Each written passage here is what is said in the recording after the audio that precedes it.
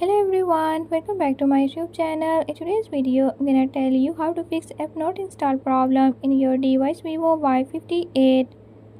In this video, I'm gonna share few tips that you can use to fix it. If you found these tips helpful, press the subscribe button and ring the notification bell. Make sure to watch complete video and learn you can do it. Let's watch the video.